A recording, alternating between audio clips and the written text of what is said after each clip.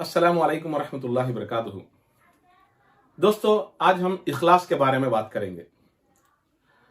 अल्लाह के रसूल सल्लल्लाहु अलैहि वसल्लम जब अल्लाह ताला ने नबी बनाया तो उसके बाद में जो इस्लाम को जो परेशानियां लाहक थी, उन परेशानियों का मुकाबला करने के लिए अल्लाह के रसूल सल्लल्लाहु अलैहि वसल्लम ने दो लोगों के लिए दुआ की। तो अल्लाह ने उसमें से एक आदमी के हक में दुआ कबूल की और वो हजरत उमर रज़ियल्लाहु ताला अन्हु थे। ये हम सब लोगों को मालूम है। लेकिन जो दूसरा आदमी अबू जहल है, उसके बारे में हम बहुत कम जानते हैं। आज आप देखिए कि कोई बहुत बड़ा मौलाना या फिर बहुत बड़ा लीडर या कोई बहुत बड़ा इंटेलेक्चुअल कोई बात कहता है या किसी आदमी के बारे में उसकी कुछ राय होती है, तो हम लोग उसके इल्म से या फिर वो मौलाना जो बहुत बड़ी हस्ती है उनके मौलाना के मनसब को या फिर उस लीडर को देखकर हम उस जो आदमी के बारे में राय रखते हैं। हम ये सोचते हैं कि कुछ ना कुछ होगा तभी तो ये आदमी जो है उनके बारे में बोला है। लेकिन जब अल्लाह के रसूल अबू जहल को और उमर रज़ियल्लाहु ताला अन्हु को मांग रहे हैं, तो दोनों के अंदर भी कुछ ना कुछ खुसूसियात होना चाहिए, तभी तो डिमांड किया गया। वरना अबू जहल को अल्लाह के नबी सल्लल्लाहु अलैहि वसल्लम को क्या जरूरत थी मांगने की? जब एक नबी मांग रहा है तो उनके अंदर बहुत सारे खुसूसियात होंगे। तो हम उमर रज़ियल्लाहु ताला अन्हु के बारे में पूरा जानते हैं कि क्योंकि हमारे सामने अल्लाह ताला ने उनको जो ईमान की दौलत से नवाजा है, हमारे सामने उनकी पूरी तारीख है, इसलिए उमर रज़ियल्लाहु ताला अन्हु के बारे में हम लोग पूरा जानते हैं। लेकिन अबू जहल के बारे में हम लोगों को बहुत कम मालूम है। आप देखिए कि अगर अभी उमर और अबू जहल दोनों के लिए डिमांड किया गया है या दुआ मांगी गई है अल्लाह ताला से, तो उस वक्त में अभी उमर ईमान नहीं लाए, उस वक्त में अगरचे मेरे पास अगरचे ये दोनों लोगों के बारे में राय आती कि दोनों में से कौन आदमी इस्लाम के लिए सूटेबल है, तो मेरी राय अबू जहल के बारे में होती। क्यों? क्योंकि हजरत उमर रज़ियल्लाहु ताला अन्हु अल्हम्दुलिल्लाह बहुत जज्बा है और ताकतवर हैं और किसी से नहीं डरते। लेकिन उसके साथ साथ में हजरत उमर रज़ियल्लाहु ताला अन्हु सनकी भी हैं, यानी वो किसी की मानते भी नहीं है और हद्दड़ भी बहुत ज्यादा है। लेकिन वहां उनका मुकाबले में अगरचे अभी उमर रज़ियल्लाहु ताला अन्हु ईमान नहीं लाए, तो दोनों के बारे में हम लोग बात करेंगे। तो दूसरी तरफ आप देखिए कि अबू जहल जो है, अबू जहल के बारे में मेरी राय इसलिए है कि उसको इस्लाम की दौलत से नवाजना चाहिए। वो एक खूबसूरत नौजवान है और उस जमाने की जो सबसे मजबूत कम्युनिटी है खुरैश, उसका एक बहुत बड़ा लीडर है। और जितना अबू जहल के तरफ से इस्लाम को परेशानियां लाहक हैं, शायद मैं समझता हूं अगरचे आधे आधे कर दें तो उससे ज्यादा जो है परेशानियां अबू जहल ने जो है इस्लाम के रास्ते में खड़ा की हैं। तो ये सारे परेशानियां एक ही वक्त में खत्म हो जाएंगी। और जो खुरैश एक मजबूत कम्युनिटी मानी जाती थी, उसका एक बहुत बड़ा लीडर है। अगर लीडर जो है इस्लाम के हक में आ जाए तो पूरी कम्युनिटी क्या करेगी? इस्लाम को साथ देगी। अगर हम उमर रज़ियल्लाहु ताला अन्हु और अबू जहल को उस वक्त में उस पसे मंजर में रख कर देखें तो मेरी राय तो अबू जहल की ही तरफ रहेगी, क्योंकि बहुत सारी खूबियां उसके पास में है। लेकिन उमर रज़ियल्लाहु ताला अन्हु के पास भी खूबियां हैं, लेकिन लीडरशिप नहीं है और एक मजबूत कम्युनिटी के रिलेटेड में ये नहीं है। लेकिन अल्लाह ताला ने अबू जहल को नहीं दिया, उमर रज़ियल्लाहु ताला अन्हु को इस्लाम से नवाजा। ऐसा क्यों? ऐसा इसलिए कि आप सूरह हिज्र की 31वीं आयत से 40 आयत तक, 31 से 40 आयत तक आप आयतों को उसको तर्जुमे के साथ में पढ़िए। अल्लाह ताला ने जब इंसान को बनाया है तो उसके बाद में फरिश्तों के दरमियान में फरिश्ते, इब्लिस और अल्लाह ताला के दरमियान में जो वहां पर मंजर पेश आया, उस मंजर को अल्लाह ताला ने कुरान में दर्ज किया है। सूरह हिज्र 31वीं आयत से 40वीं आयत तक।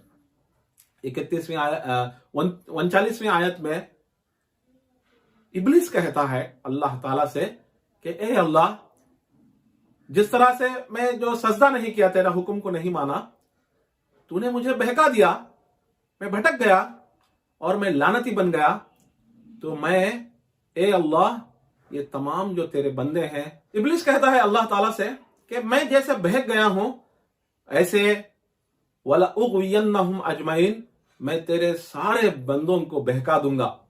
लेकिन उसके बाद में इब्लिस ने जो कहा है वो मेरे और आपके लिए बहुत बड़ी नसीहत है। इल्ला इबादका मिनहुमुल मुखलसीन, ए अल्लाह तेरे जो मुखलिस बंदे हैं उन लोगों को मैं बहका नहीं पाऊंगा। वो हार गया कि जो इखलास वाले बंदे हैं, जो मुखलिस बंदे हैं, मैं उनको छोड़कर तमाम लोगों को बहका सकता हूं, लेकिन उन लोगों से मैं हार गया। वो कि अल्लाह ताला के सामने कहा इल्ला इबादका मिनहुमुल मुखलसीन, ए अल्लाह तेरे जो मुखलिस बंदे हैं उनको छोड़कर मैं सारे लोगों को बहकाऊंगा। अब हम उमर रज़ियल्लाहु ताला अन्हु के पास में वापस आएंगे। अल्लाह ताला ने उमर रज़ियल्लाहु ताला अन्हु को जो ईमान की दौलत से नवाजा है वो सिर्फ और सिर्फ इखलास की बुनियाद पर। उनकी जिंदगी को पढ़िए कि जब उमर रज़ियल्लाहु ताला अन्हु को ईमान और इस्लाम के बारे में जब तक समझ में नहीं आया वो जब तक मुखालिफत की है।